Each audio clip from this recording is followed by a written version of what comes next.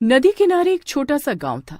गांव जितना छोटा था, गांव में रहने वाले लोगों की सोच उससे भी ज्यादा छोटी थी। इसलिए गांव में न तो लड़कियों को ज्यादा पढ़ने दिया जाता था, न ही उन्हें अपने सपने पूरे करने की आजादी थी। इस गांव में एक रत्ना नाम की लड़की रहा करती थी। रत्ना पढ़ाई में बहुत ही अच्छी थी और पढ़ लिख कर नौकरी करना चाहती थी, लेकिन उसके माँ बाप उसकी शादी करके अपनी जिम्मेदारियों से मुक्त होना चाहते थे। एक दिन, रत्ना, ये देख, मैं तेरे लिए बढ़िया घाघरा चोली लेकर आई हूँ। इसे पहनकर चल, अच्छे से तैयार हो जा।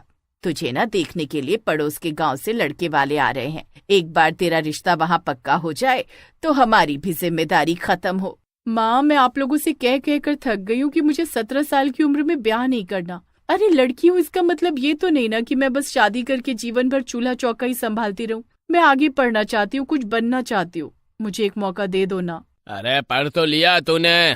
पहले ही गांव की सारी लड़कियों में सबसे ज्यादा पढ़ी लिखी है तू। 12वीं तक पढ़ा दिया, अब क्या कलेक्टर बनकर ही मानेगी? हाँ बाबूजी, मुझे कलेक्टर ही बनना है। मैं गांव की बाकी लड़कियों की तरह शादी नहीं करना चाहती। मेरे कुछ सपने हैं जिन्हें मुझे पूरा करना है। उसके बाद ही मैं अपनी गृहस्थी बसाना चाहती हूँ। रत्ना की जिद के कारण उसके माँ और बाबूजी उसे आगे पढ़ने के लिए परमिशन दे देते हैं। उसकी उम्र की लड़कियों की गांव में शादी हो चुकी थी, इसलिए गांव के लोग रत्ना के माता पिता को ताने देते, लेकिन रत्ना की मेहनत को देखकर उसके माँ बाबूजी उन तानों को सह लेते थे। रत्ना की मेहनत का परिणाम था कि उसने अपनी मेहनत के दम पर सरकारी नौकरी की परीक्षा पास कर ली थी। अब बस इंटरव्यू में पास होना बाकी था। माँ देखो, मैं कहती थी ना, मुझे बस एक मौका दे दो, मैं आप लोगों का नाम रोशन कर दूंगी, और सिर्फ आपका ही नहीं, पूरे गांव का नाम रोशन कर दूंगी मैं। अब तुम देखना, मैंने इतनी अच्छी तैयारी की है ना कि मेरा ये इंटरव्यू भी पास हो ही जाएगा। माता पिता से आशीर्वाद लेकर रत्ना इंटरव्यू के लिए निकल जाती है। अकबर रोड तक जाना है, ले चलोगे क्या? हाँ हाँ, क्यों नहीं मैडम, बैठिए। रत्ना ऑटो में बैठकर इंटरव्यू देने के लिए निकल पड़ती है। इंटरव्यू की जगह से कुछ दूरी पहले काफी लंबा जाम लगा हुआ था। मैडम, आप यहाँ से सड़क क्रॉस करके पैदल पैदल चली जाइए, 10 मिनट में पहुँच जाएंगी। ऑटो में बैठकर जाने के चक्कर में कहीं आपका इंटरव्यू ही छूट ना जाए। इस सिग्नल पर बहुत लंबा जाम लगा है। मुझे ऐसा लगता है कि इस जाम को निकलने में 1 घंटे का लगभग समय लग जाएगा। ठीक है भैया, मैं पैदल ही चली जाती हूँ। रत्ना ऑटो से उतरकर सड़क क्रॉस करने लगती है, तभी सामने से आ रही एक तेज रफ्तार गाड़ी उसे टक्कर मार देती है और वो उछलकर जमीन में जा गिरती है। जमीन पर गिरते ही रत्ना की आंखों के आगे अंधेरा छाने लगता है। 2 पल ठहर कर वो गाड़ी वाला मुड़कर रत्ना की ओर देखता है और उसके बाद गाड़ी की रफ्तार तेज करके वहां से निकल जाता है। धुंधलाती नजर से वो गाड़ी के आखिरी 3 नंबर ही देख पाती है, 777, और ये नंबर उसके दिमाग पर मानो छप से जाते हैं। कुछ ही मिनट में रत्ना अपने होश खो बैठी थी। सड़क पर खून से लथपथ एक लड़की को पड़े देख आसपास लोग जमा होने लगते हैं और उसका वीडियो बनाना शुरू कर देते हैं, लेकिन कोई भी रत्ना की मदद करने की कोशिश नहीं करता, जिसका परिणाम ये होता है कि पुलिस के पहुंचने से पहले ही रत्ना दम तोड़ देती है। रत्ना का शरीर तो गाड़ी से टक्कर लगने के बाद बेजान हो गया था, लेकिन उसकी आत्मा को अभी तक इस बात का एहसास ही नहीं था कि वो अब इस दुनिया में नहीं रही। अधूरी इच्छा के मन में रह जाने के कारण रत्ना एक चुड़ैल का रूप ले लेती है और सड़क पर से उठकर तेजी से अपने इंटरव्यू वाली जगह की ओर दौड़ने लगती है। कुछ ही देर में वो अपने इंटरव्यू की बिल्डिंग में पहुंच जाती है। कुछ देर बाद उसका नाम पुकारा जाता है। रत्ना गुप्ता, यहाँ पर कोई रत्ना गुप्ता है? रत्ना गुप्ता, अब आपकी बारी है, इंटरव्यू के लिए अंदर आ जाइए। रत्ना का नाम पुकारे जाने पर रत्ना दौड़ते हुए इंटरव्यू रूम के अंदर जाती है और सामने कुर्सी पर बैठ जाती है। रत्ना गुप्ता कौन है? इंटरव्यू नहीं देना है क्या इसको? पता नहीं कैसे कैसे लोग सेलेक्ट हो जाते हैं। अरे जब इन्हें नौकरी करनी ही नहीं होती तो एक सीट क्यों खराब करते हैं?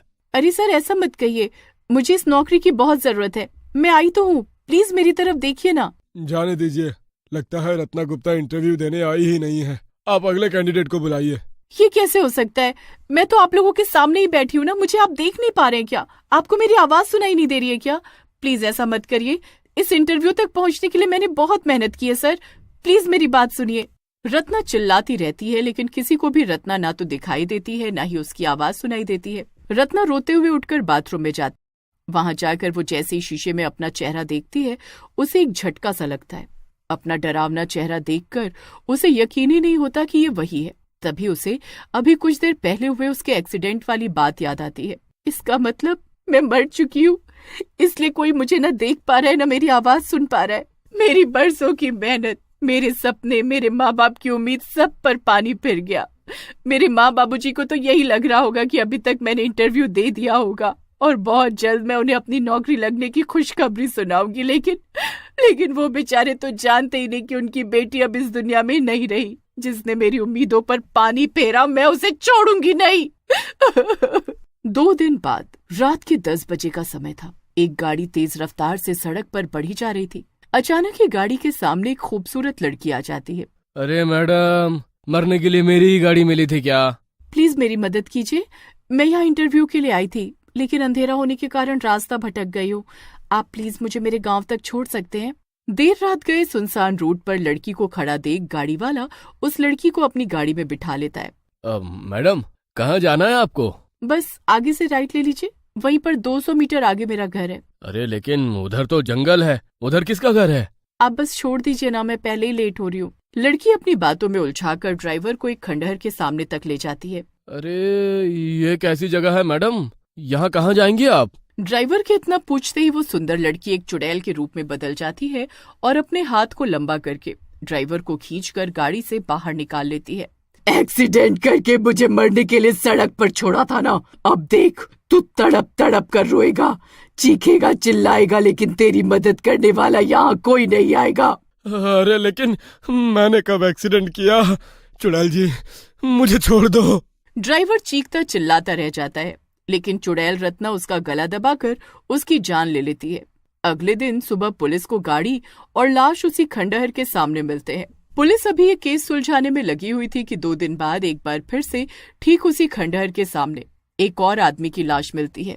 लेकिन इस बार दोनों मर्डर्स में पुलिस को एक कॉमन बात दिखाई देती है, और वो ये कि दोनों गाड़ियों के नंबर की आखिरी 3 डिजिट 777 थी। एक के बाद एक लाश मिलती रहती है और हर बार गाड़ी का नंबर 777 ही होता था, जो पुलिस के लिए एक बहुत बड़ी पहेली बनकर रह गया था। रात के 11 बजे का समय रहा होगा। रत्ना चुड़ैल एक सुंदर सी लड़की का रूप लेती है और एक बार फिर से अपने शिकार की तलाश में निकल जाती है। कुछ देर बाद उसे सामने से एक गाड़ी आती हुई नजर आती है। सामने से आती हुई गाड़ी को देखकर रत्ना मन ही मन बहुत खुश हो जाती है और लिफ्ट मांगने लगती है। इतनी रात गए एक लड़की को सड़क के बीचों बीच खड़ा देख गाड़ी वाला उसे लिफ्ट दे देता है। इससे पहले कि रत्ना उसे खंडहर तक लेकर जाती, उनके आगे चल रही गाड़ी से एक स्कूटी चला रही लड़की को टक्कर लग जाती है और वो बेहोश होकर नीचे गिर जाती है, और वो गाड़ी वाला बिना उस लड़की की मदद किए तेज गति से वहां से भाग जाता है। हे भगवान, ये क्या हुआ? कैसे कैसे लोग हैं दुनिया में? अरे टक्कर मारकर बेचारी को सड़क पर मरने के लिए छोड़ दिया। मैडम, आप किसी और से लिफ्ट ले लीजिए, मैं आपको आगे चौक तक छोड़ देता हूँ। अभी उस लड़की को हॉस्पिटल पहुँचाना बहुत जरूरी है, किसी की जान पर बात आ गई है। और हॉस्पिटल की तरफ गाड़ी मोड़ लेता है। उस आदमी को मदद करते देख रत्ना तुरंत अपने चुड़ैल वाले रूप में आ जाती है। अरे चुड़ैल, कोई बचाओ! अरे यह चुड़ैल मेरी गाड़ी में कैसे आ गई? घबराओ मत, तुम्हें मुझसे डरने की कोई जरूरत नहीं है। हाँ, ये सच है कि मैंने तुम्हारी गाड़ी में लिफ्ट इसीलिए मांगी थी ताकि मैं तुम्हें मारकर अपना बदला ले सकूं। कुछ दिन पहले मेरा इसी सड़क पर एक गाड़ी से एक्सीडेंट हो गया था। उस गाड़ी के नंबर की लास्ट 3 डिजिट भी 777 थी। उस गाड़ी वाले ने मुझे अस्पताल नहीं पहुंचाया, बल्कि वो मुझे सड़क पर ऐसे ही छोड़कर भाग गया, जिसकी वजह से मेरी मौत हो गई और तभी से मैं चुड़ैल बनकर भटक रही हूँ। लेकिन आज एक 777 नंबर की गाड़ी वाले को किसी जरूरतमंद की मदद करते देख मेरे मन को बहुत शांति मिली है। मैं बहुत हल्का महसूस कर रही हूँ। अपने बदले की आग में मैं तो भूल ही गई थी कि हर वो आदमी जिसके नंबर प्लेट पर 777 नंबर हो वो गलत नहीं हो सकता। चुड़ैल रत्ना की भटकती हुई आत्मा को उसी दिन शांति मिल जाती है और वो हमेशा हमेशा के लिए इस दुनिया को छोड़कर मुक्त हो जाती है।